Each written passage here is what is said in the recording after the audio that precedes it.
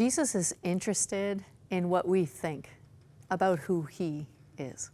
As a matter of fact, Jesus wants people to understand who he is. That's why he's come, to reveal the Father, the heart of God, to reveal what God is like to the world.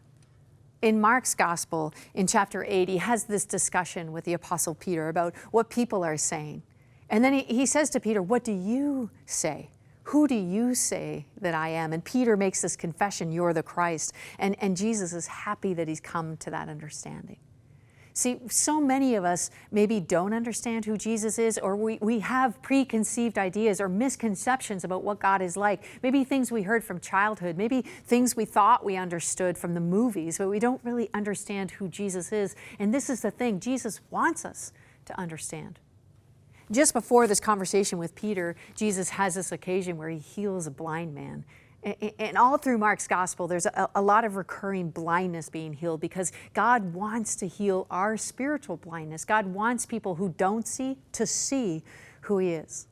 Years ago, I was in a small group with a woman who had been really oppressed for many, many years in many different ways.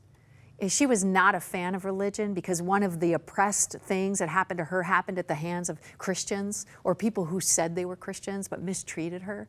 She was an indigenous, a First Nations woman who had been sexually exploited, sold as a young child.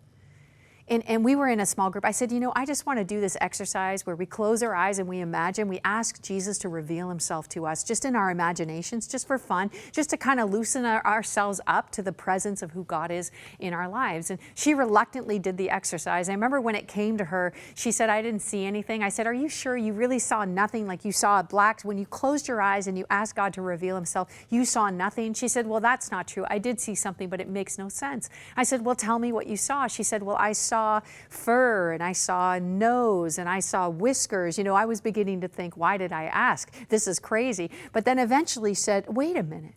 She said, "I saw a lion, but that can't be Jesus."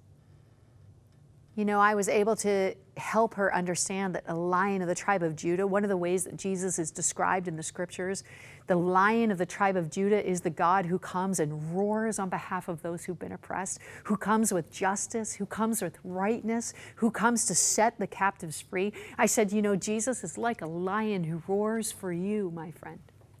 She had tears in her eyes. I would not have ever led with a lion image of Jesus, but Jesus knew exactly what my friend needed to know about himself so that she could know him, because Jesus wants to reveal himself to you. He wants to. Let him reveal who he is to you.